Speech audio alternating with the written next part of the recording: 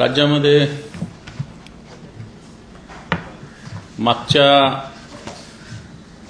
काही दिवसांमध्ये मोठ्या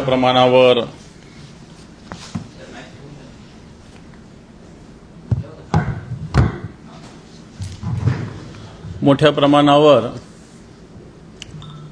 नैसर्गिक आपत्ती कोसळलेली आहे आणि ही नैसर्गिक आपत्ती कोसळत असताना सरकार फक्त बघ्याची भूमिका घेत आहे। जानेवारी 2025 ते एप्रिल 2025 यामध्ये अवेळी पाऊस, गारपीट, वादळ वारं जवळपास 28,368 हेक्टर एवढ्या क्षेत्रावर शेतपिकाचं नुकसान झालेलं आहे। त्याच्यानंतर झालेलं आहे। असं असताना कोणतेही पंचनामे सरकारनं केलेले नाही। कोणतीही शेतकऱ्यांना जी मदत असायला पाहिजे ती सरकारने जाहीर केलेली नाही। थोडक्यात या शेतकऱ्यांकडे पूर्णपणे सरकारने दुर्लक्ष केलं आहे। याचे डिटेल्स महाराष्ट्रातले जिल्हानिहाय कोणत्या पिकाचं कसं नुकसान झालं याचे प्राथमिक अंदाज माझ्याकडे डिटेल्स आहे। त्याचप्रमाणे हे नुकसान भरपाईची अपेक्षा जरी असली तरी हे सरकार जे स्वतःला शेतकऱ्यांचं सर्वसामान्यांचं समजतं, परंतु हे फक्त अदानी अंबानींचं सरकार आहे। मार्च 2023 ते डिसेंबर 2024 या कालावधीत झालेल्या नैसर्गिक आपत्तीच्या नुकसानीचे जे जाहीर झालेले 13,819 कोटी रुपये अद्याप ही सरकारने वाटप केलेले नाही, फक्त त्याला मंजुरी दिलेली आहे। आणि या सगळ्या काळात बघितलं तर जवळपास 1,000 आत्महत्या या महाराष्ट्रामध्ये घडलेल्या आहे। एप्रिल एंडपर्यंत याचा आकडा 869 होता आणि ह्या 869 नंतर सुद्धा अजूनही अशाच पद्धतीनं मला असं वाटतं या आत्महत्या शेतकऱ्यांच्या चालू आहे। आता या नुकसानीनंतर ज्या पद्धतीनं जर बघितलं तर तातडीनं पंचनामे होऊन सरकारने मदतीची घोषणा करण्याची आवश्यकता आहे। ही मदत जर शेतकऱ्यांना मिळाली नाही तर मला असं वाटतं शेतकरी येणाऱ्या काळामध्ये पेरणी करू शकेल का नाही, पेरलं तर खत देऊ शकेल का नाही, अशा प्रकारची स्थिती निर्माण झाली आहे। पीक विम्याविषयी मागच्या आठवड्यात मागच्या मंत्रिमंडळाच्या बैठकीत सरकारने जे निर्णय घेतले हे सुद्धा शेतकऱ्यावर अन्यायकारक आहे। अगोदर एक 5 ट्रिगर पद्धती होती नुकसान भरपाईची, परंतु आता स्थानिक नैसर्गिक आपत्ती आणि हंगामातील प्रतिकूल परिस्थिती या 2 निकष सर्वाधिक नुकसान भरपाई मिळवून देणारे होते। परंतु आता सरकारने जे नवीन पद्धती काढल्या पीक कापणी प्रयोगावर आधारित या एकाच निकषावर म्हणजे पीक कापणी प्रयोग, आता ज्यांना ग्रामीण भागातल्या लोकांना याच्यात माहिती असेल, या एकाच निकषावर भरपाई दिली जाणार आहे। मग ती नैसर्गिक आपत्ती काही असो, प्रतिकूल परिस्थिती काही असो। नैसर्गिक आपत्ती वेगवेगळ्या पद्धतीने दुष्काळ येऊ शकतो, ओला येऊ शकतो, सुका येऊ शकतो, अतिवृष्टी होऊ शकते, गारपीट होऊ शकते, वादळ होऊ शकतं, वारं होऊ शकतं, सततचा पाऊस सुद्धा होऊ शकतो। म्हणून हे कोणतेही निकष येणाऱ्या काळात पाळले जाणार नाही, तर फक्त पीक कापणी प्रयोग याच्या आधारावर ही नुकसान भरपाई दिली जाणार आहे। वर्षातून एकदाच आधीच्या घडीला म्हणजे खरीप आणि रब्बी शेतकरी वेगवेगळ्या टेक्निकच्या माध्यमातून, परंतु आता पीक विमा वर्षातून एकदाच मिळणार आहे अशा प्रकारचं मागच्या मंत्रिमंडळाच्या बैठकीत निर्णय झालेला आहे। मला असं वाटतं ही अतिशय अन्याय परिस्थिती आहे। काल सरकारनं काही धोरणं जाहीर केली, जलसंधारणाचं एवढ्या कामाला मंजूर दिली, परंतु अजून 2001 आणि 2001 ते 2024 अजून हजारो कोटी रुपयाचे कामं होणं या सरकारच्या काळातलं बाकी आहे. कित्येक प्रकल्प अजूनही त्याला कोणताही निधी नाही, म्हणतो त्याच्याविषयी डिटेल बोलण्याची आवश्यकता नाही. परंतु पुन्हा एकदा परळीमध्ये जी मारहाणीची घटना पाहिलेली ती जर बघितली, आपण तिथं अजितदादा पालकमंत्री झाले, अन्य कोणी झाले तरी तीच कायदा सुव्यवस्थेची परिस्थिती आहे. या सगळ्या याच्यात मागच्या काळामध्ये 16व्या वित्त आयोगाचे सदस्य केंद्रीय समितीचे महाराष्ट्रात आले होते. त्यांना ज्या पद्धतीनं राज्य सरकारने निवेदनं दिले त्याच्यातून काही गोष्टी समोर आलेल्या आहे की आधीच्या काळामध्ये ज्या योजना होत्या यात केंद्राचा वाटा अधिक होता, परंतु आता केंद्र सरकारने अनेक निकष बदललेले.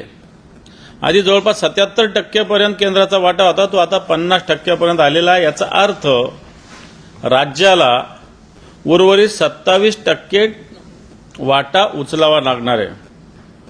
आणि या सगळ्याची जर परिस्थिती बघितली की आपण हे डबल इंजिन सरकार हे लोक बोलतात.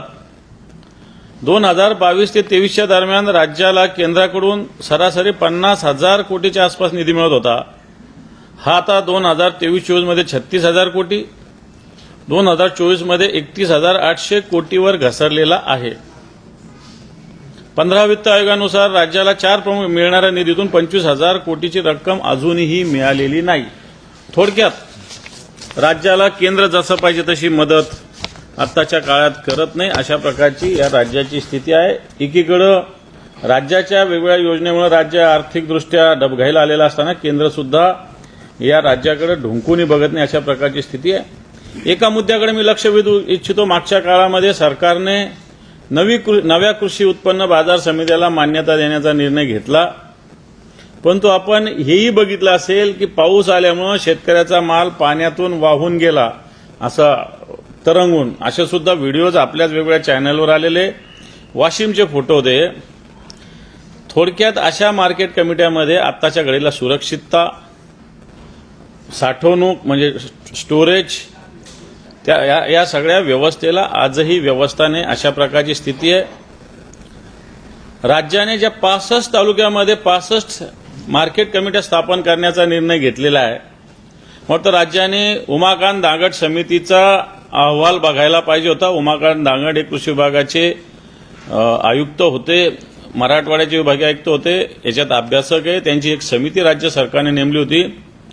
त्यांच्या समितीच्या अहवालात असं लिहिलंय 305 बाजार समित्याकडे 100 तोट्यात आहेत. 41 बाजार समित्या बंद करण्याचा प्रस्ताव पणन मंडळाने राज्य सरकारला दिलेला आहे. उर्वरित कशाबशा चालू आहे म्हणजे या 305 पैकी 70 ते 80 समित्या बऱ्यापैकी चालू आहे, बाकी कोणत्याही मार्केट कमिट्या बऱ्यापैकी चालू नाही, अशा प्रकारची स्थिती आहे. वन नेशन वन इलेक्शन संदर्भात इथे एक समिती आली होती, त्याच्यासमोर परवाच्या दिवशी आम्ही सगळ्या भूमिका मांडलेल्या आहे. एका गोष्टीकडे तुमचंही लक्ष असेल नसेल मला माहिती नाही, परंतु सोलापूरमध्ये एक MIDC मध्ये घटना घडली आणि त्याच्यात जवळपास 8 जणांचा मृत्यू झाला.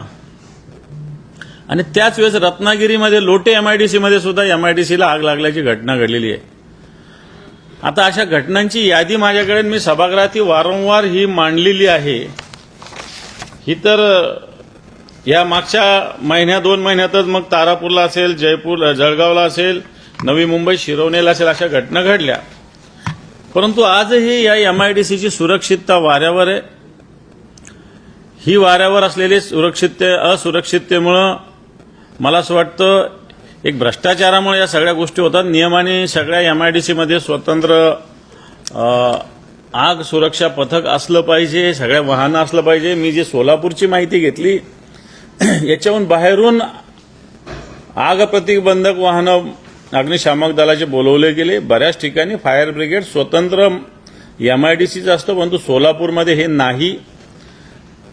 अँब्युलन्स सुद्धा पंढरपूरहून मागवावं लागले, अशा प्रकारची स्थिती इथं होती. म्हणजे सोलापूरहून सुद्धा नाही, पंढरपूरहून अँब्युलन्स मागवावं लागले, अशा प्रकारची या MIDCची स्थिती आहे. आणि मग या MIDC सुरक्षितता ही सुद्धा महत्वाची विषय. त्या खात्याचं या सगळ्या विषयाकडे फक्त प्लॉट विकण्याकडे त्यांचं लक्ष आहे, परंतु सुरक्षिततेकडे लक्ष नाही, अशा प्रकारची स्थिती आहे. जहां नाही चैना वहां क्या है ना असे म्हणणारे छगन भुजबळ परत मंत्रिमंडळात आले, तर दुसरीकडे धनंजय मुंडे यांची नाराजी वाढलेली पाहायला मिळते. हे बा, धनंजय मुंडे तर मंत्रिमंडळात येऊच शकत नाही, कारण ज्या पद्धतीनं घटना घडलेल्या आहेत त्याच्यात धनंजय मुंडे असतील नसतील मला माहिती नाही, परंतु त्यांच्या जवळचे सहकारी ज्या पद्धतीनं या सगळ्या घटनेमध्ये गुंतलेले, त्या पद्धतीनं धनंजय मुंडेच्या मंत्रिपदाच्या किंवा सत्तेच्या पदामुळेच या सगळ्या गोष्टी वाढलेल्या आहेत. आणि त्यामुळे मला असं वाटत नाही की धनंजय मुंडे मंत्रिमंडळात परतू शकले असते. अवकाळी पावसाचा फटका मोठ्या प्रमाणात होता. खास करून जर आपण पाहिलं तर मराठवाड्याचा जो शेतकरी तो जास्त बाधित झालेला आहे. आता अद्यापही कुठली मदत जाहीर झालेली नाही. आज मुख्यमंत्री असतील किंवा उपमुख्यमंत्री असतील बैठक घेतात खरीप हंगामासंदर्भातली, याबाबत तरी मदत जाहीर करतील असं वाटतंय. हे बघ, खरीप हंगामाची बैठक वेगळी आहे, त्याच्यात मदत वगैरे येईल न येईल मला माहिती नाही. मी त्याच्यासाठीच आपले प्रेस कॉन्फरन्स घेतोय की 55,000 हेक्टर जमीन बाधित झालेली आहे अवकाळी पावसाने, आणि याच्यावर ₹1 सुद्धा मदत सरकारने जाहीर केली. फक्त मराठवाड्यातच नव्हे तर हे महाराष्ट्रात घडलेलं आहे. माझ्याकडे जे डिटेल्स आहे महाराष्ट्रातले सगळे, त्याच्यामुळे एकट्या मराठवाड्यात असं घडलं असं म्हणायची गरज नाही आहे. याच्यामध्ये जर तुम्ही बघितलं तर मग अमरावती, नाशिक, पुणे, संभाजीनगर, नागपूर, कोकण या सगळ्या पट्ट्यामध्ये या घटना घडलेल्या आहे. फक्त नागपूर विभागामध्ये, पुणे विभागामध्ये, नाशिक विभागामध्ये, अमरावती विभागामध्ये या सगळ्या ठिकाणी हजारो हेक्टर जमिनीवर नुकसान झालेलं आहे. सरकार कुंभकर्णाचं सोंग करून झोपलेलं आहे. या शेतकऱ्यांना मदतीची त्वरित आवश्यकता आहे. सर, आलमट्टी धरणाच्या उंचीबाबत आज खरं मंत्रालयात बैठक बोलवण्यात आली, मात्र या घटनाला उंचीला ज्यांनी विरोध केला त्या विरोधकांना त्या बैठकीला बोलवण्यात आलं नाही. सतेज पाटलांना देखील निमंत्रण नाही.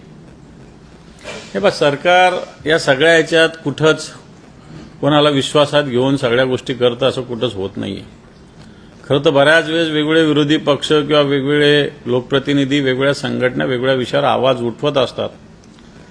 नाही म्हटलं तरी थोडी बहुत सरकार दखल घेत असताना अशा लोकप्रतिनिधींचा, अशा संस्थांचा मला वाटतं या सगळ्या ठिकाणी भूमिका ऐकली पाहिजे.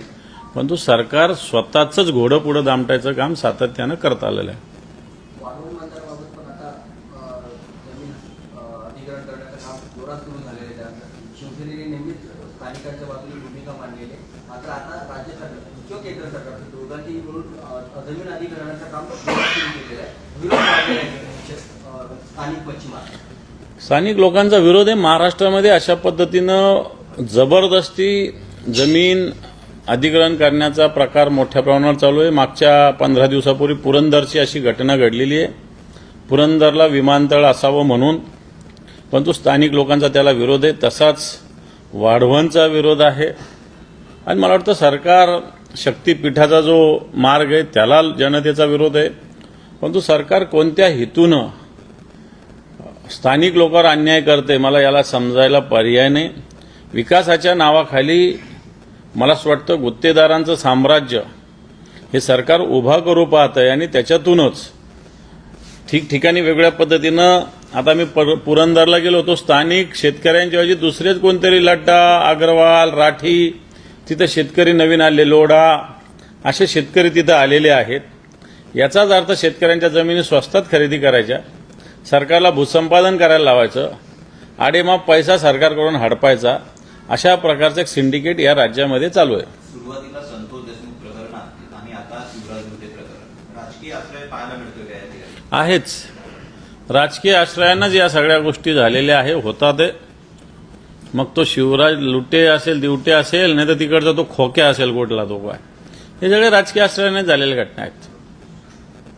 नाही, दादांच्या पालकमंत्री पदानंतर परिस्थिती दुरुस्त होईल का, सुधारेल किंवा कायदा दुरुस्त परिस्थिती मेंटेन होईल असं वाटतं? काहीही झालेलं नाही. दादा जाऊन तिथं काही करू शकलेले नाही बीडमध्ये.